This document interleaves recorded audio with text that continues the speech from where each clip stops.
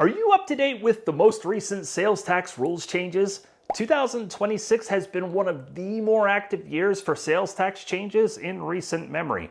And unlike a lot of compliance updates that feel abstract, these have a direct and practical impact depending on what you sell and where you sell it. Our team tracks these changes so our clients don't get blindsided. And today, we're walking through the most significant 2026 updates. And more importantly, who each one actually affects. If you sell food or grocery items, 2 states made meaningful changes in your favor effective January 1st, 2026. Arkansas eliminated its state sales tax on food and food ingredients entirely.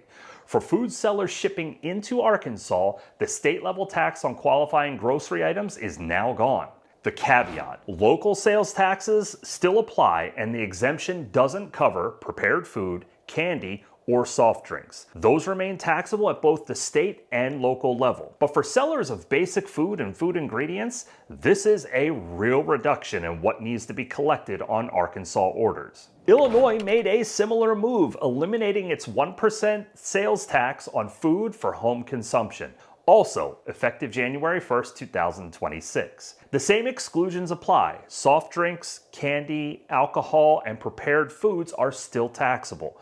And local grocery taxes in Illinois may still apply depending on the jurisdiction. The bottom line for food sellers: if you're shipping food into Arkansas or Illinois, your state-level tax obligation just got smaller. But local taxes didn't go away with it, so the full picture still requires attention. On the flip side, sellers of digital products are facing more taxability in 2026.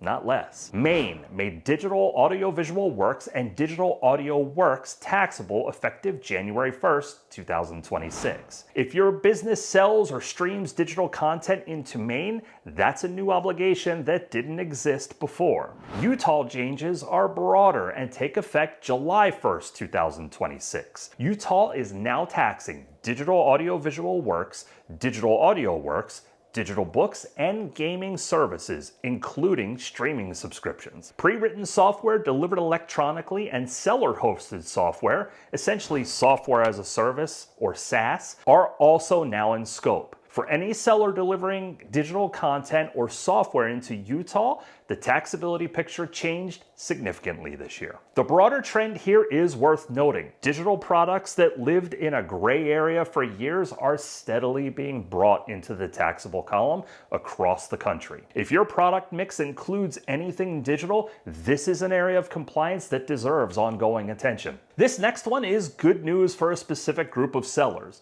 those of you with high transaction volumes but relatively modest sales into a state. Illinois eliminated its 200 transaction economic Nexus threshold effective January 1st, 2026, leaving only the $100,000 sales threshold in place. Kentucky is doing the same effective August 1st, 2026. A seller who was crossing 200 transactions into either state without reaching $100,000 in sales may no longer have Nexus there at all. We're actually going deeper on this trend and what it means for sellers who may be over-registered in a dedicated video in this series. So if this applies to you, check the link in the video description for more details. The next change technically took effect October 1st, 2025, but it's worth including here because it's actively impacting sellers right now and a lot of people missed it. Texas reclassified marketplace seller commissions and fees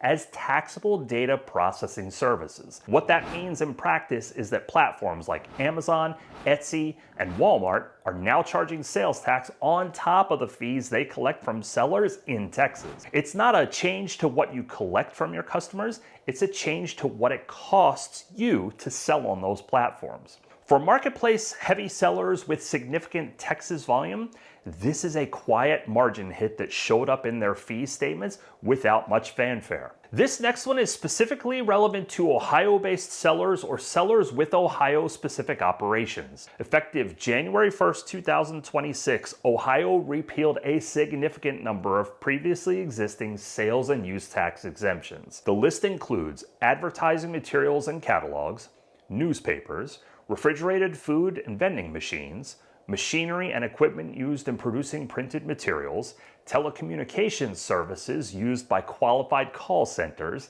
electronic publishing activities, and several others. If any of those categories touch your business, what was previously exempt may now be taxable. This is one where the details matter, but there are more changes as well, and specifically, transaction thresholds are getting dropped by some states. For more details on what states and how that can affect you, check out this video. And remember, when in doubt, always consult with a sales tax professional.